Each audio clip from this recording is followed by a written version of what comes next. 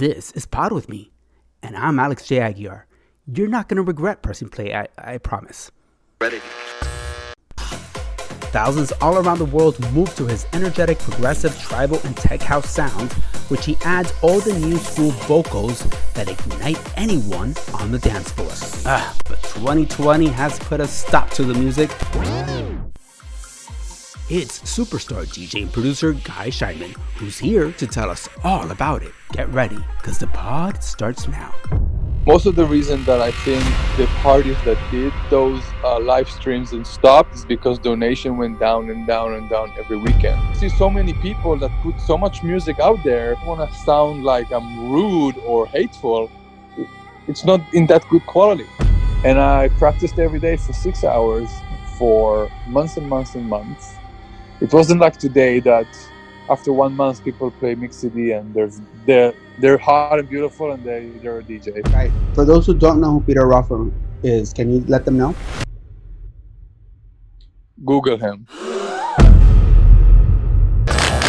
Alex, are you ready to pod? Alrighty. Let's go!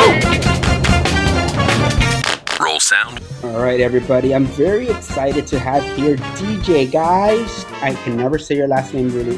Can you say it for me? Scheiman.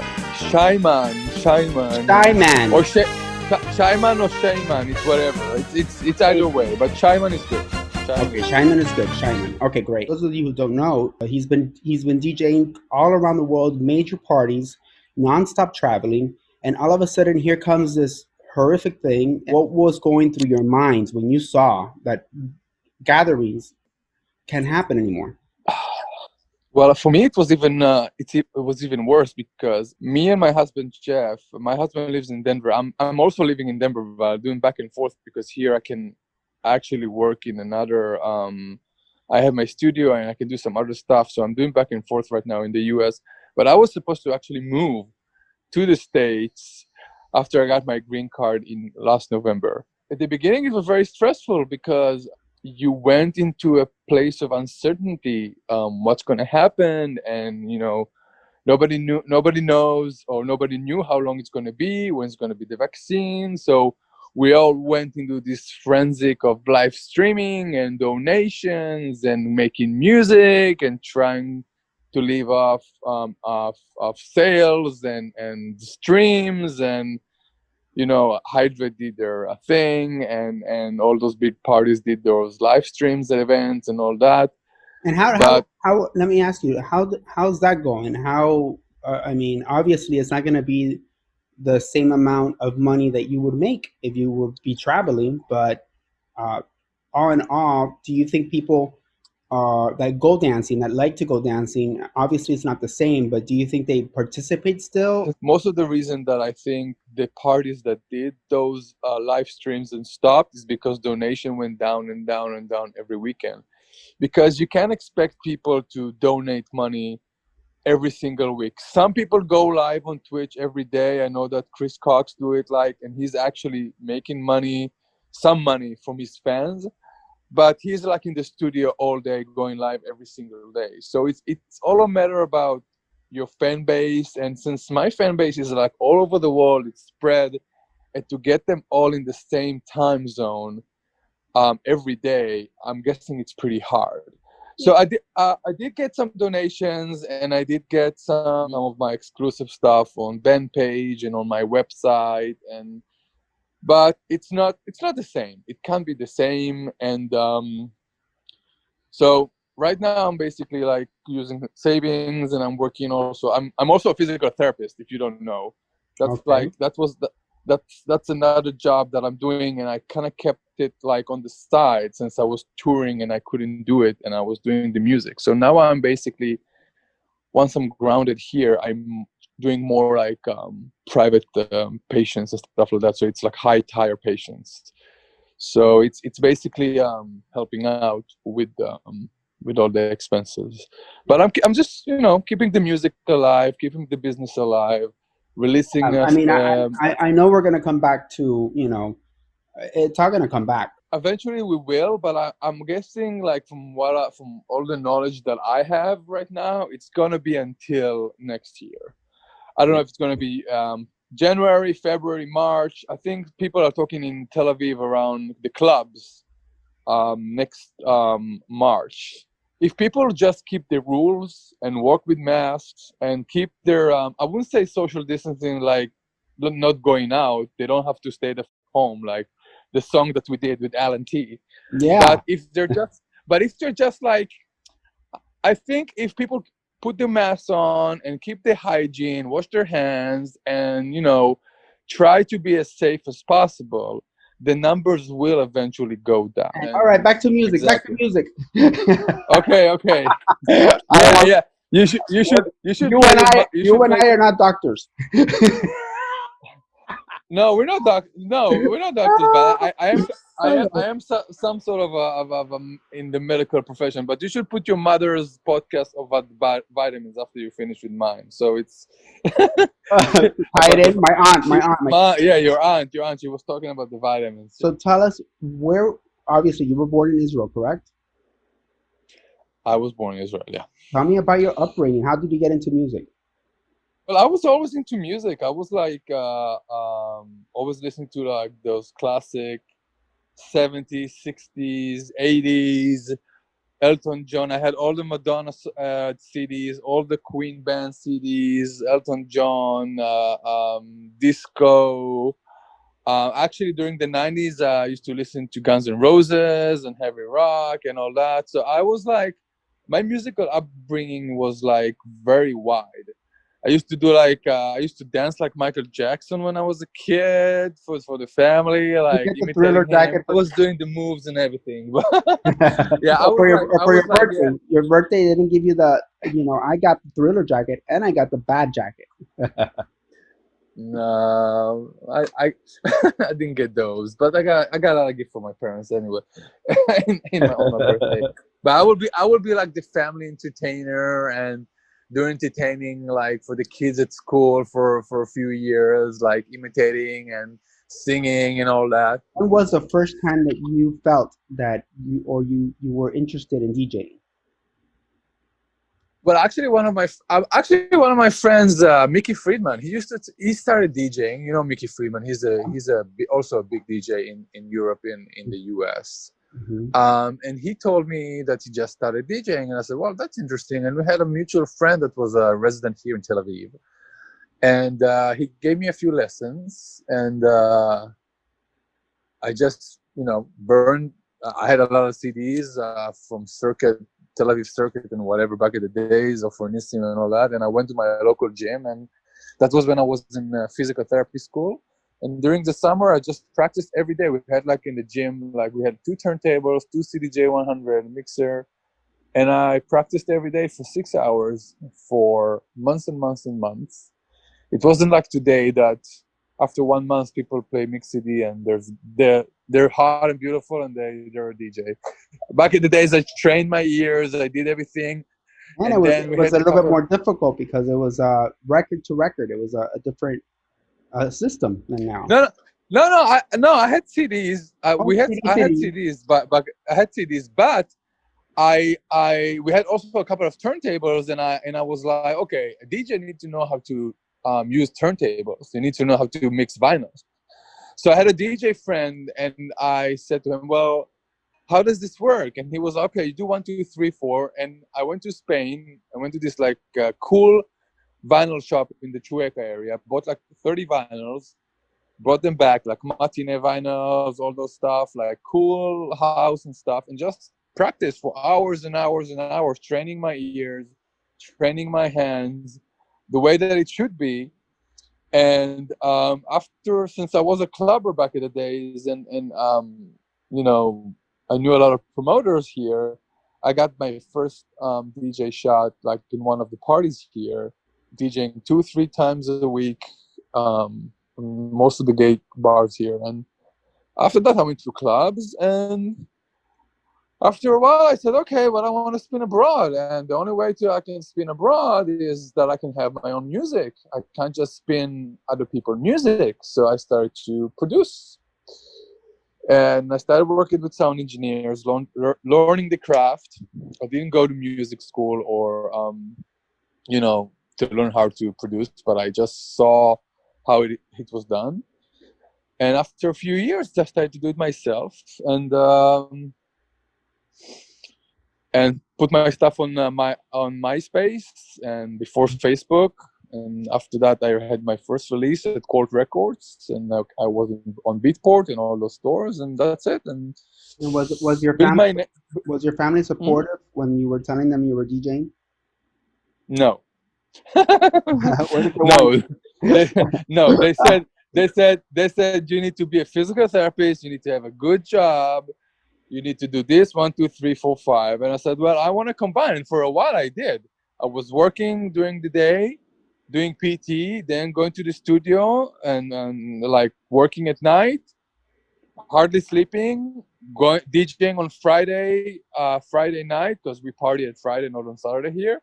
Saturday morning, waking up, going with a soccer team, doing PT without sleep, and then going back. Like I was working like Sunday to Sunday. How long did it take you for you to start making money? It was a few years because at the beginning you have to build your name, so you have to take lesser fees in order to travel, and you have to show that you're good enough. I mean, now there's I can see now that there's a trend of like DJs that been like 2 years DJs, and they're asking sums that there's no way I could have gotten after being a DJ for 2 years. But those are like different times, and different. I also played in Europe a lot, which the fees are also the way less than in the US. And so it's like it took some time. It took a few Do years. you think it's more fulfilling that it takes a couple years because you earn it than getting it so fast in 2 years? I've been doing this since I was 23, and I'm 39. Hmm. So at the end of the day, the whatever go up fast, it goes down super fast. Yep. So it's like anything, it's like even a doctor that finishes school, he doesn't become an expert like after a year. He goes to the hospital, he kills himself and getting shitty pay for like a few years, and then he opens his practice, and then he gets like private patients, like any profession. Okay. It takes a while. So Yeah. so all those artists that think that they're just gonna like Ed Sheridan. He was playing in street corners in London until he got discovered for years. So you have to work hard, and you have to invest a lot of time. But because nowadays everything is about instant and everything has to happen now, and that's why you see so many people that put so much music out there. I don't want to sound like I'm rude or hateful. It's not in that good quality. Yeah. It's very easy to make music right now. It's not like back in the days when we have to synthesize everything. We have to work on each sound. I took classes with a teacher how to play the piano and everything. I had to learn all the keys, all the music theory. Like today, you just have a software and they know what to do, or they put a MIDI file and that's it. At the end of the day, it should be a balance. I think like in any job, if you reach a certain level, if you have that much followers, or you're well known, then you should get a certain fee, and promoters should respect that and pay that. I think there was a big trend during the last years about stop using names. You saw ever since Peter Raffer passed away. Hmm. You saw besides Offer, like there was like hardly any names For those, in I'm big sorry, Guy. For those who don't know who Peter Roffer is, can you let them know? Google him. Like Peter Raffer and Offer Nissin, they were basically the amount of stories you will need like 5 hours on a podcast that I can Yeah, tell I know. But between basically, them. just so people know that they're very He Peter was he Roffer. was he was he was one of the he created the work party and the label, and he had a major party in New York, and he was the basically he brought Ofer Nissim, who was like the main DJ in Tel Aviv over there. Sorry, the label was Star 69. The work was the party, and they were for many years probably the biggest name in the circuit world. Yeah. and obviously Abel and other people, but it's like it was usually Peter and Ofer leading And Abel. I the remember majority. Abel as well. No, Abel as well. Yeah. Abel and Ralphie as well. Once Peter was gone, the nature of the party was not about the DJ; it was about the brand. Which So is it was crazy. either we or Very crazy to me. Mantané or well, I think from talking to some local DJs here that he told me it's like what he thinks is like it's going to be like a cycle. So for a while it was all about the brands and all about the parties and less about the DJs. But I think after the virus is going to be over, I think it's going to be more about the music, and hopefully promoters will have to draw the crowd and will have to find those artists that has their unique sound and quality in their music. And I think we should also remember who took a break and just left the business for 3, 4, 5 months, and who was here and kept working and kept producing and kept doing lives and kept generating stuff to keep the industry alive when it Yeah, was like but shut down. I know. But I think that do you think that those that left the industry were because they had no choice and they had to survive? hey, we all had to. I was doing some things in the morning, but I was still producing and still doing my lives. I can tell you like 100%, I wasn't making any money from those lives.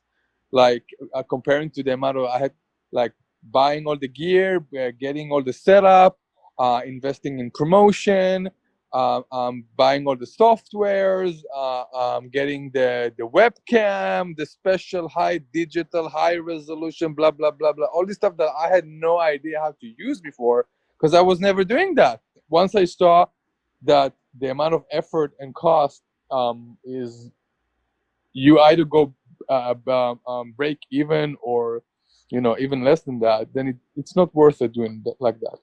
You Yeah. should be, you should focus on quality than quantity. Who was it that you looked up to? Who was it the DJs you liked as time went on?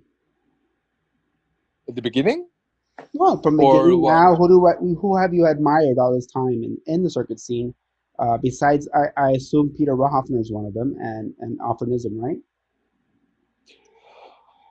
Peter Offer, I was actually a friend with him until we had like a little fallout, but I will keep that for the next. Oh, come on! No, yeah, What I'm happened not with gonna go Peter? on. What happened with Peter?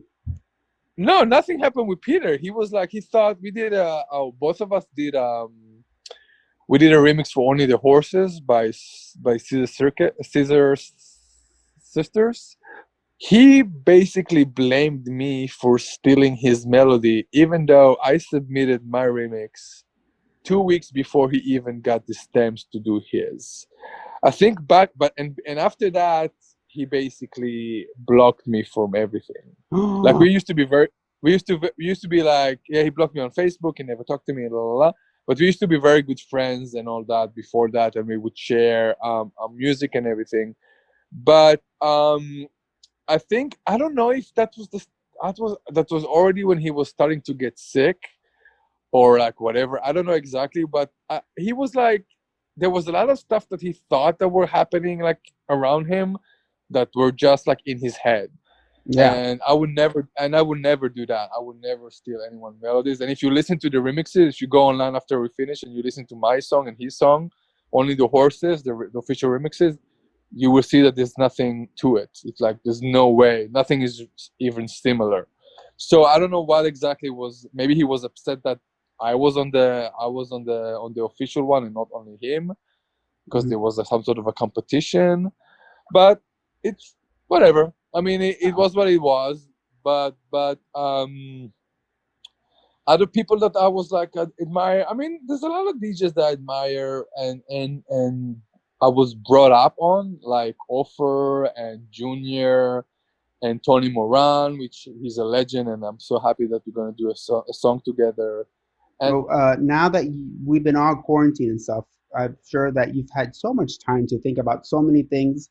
What have you learned the most out of this whole lesson?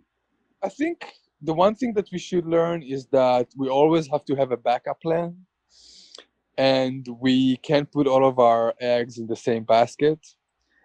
And I'm lucky that I didn't leave school and just to be a DJ. That I have another profession. And no, I'm joking. What I can say is that that was a good time to basically learn new stuff. You know, I was like all those live streams and all the social media and everything that you need, how to do it.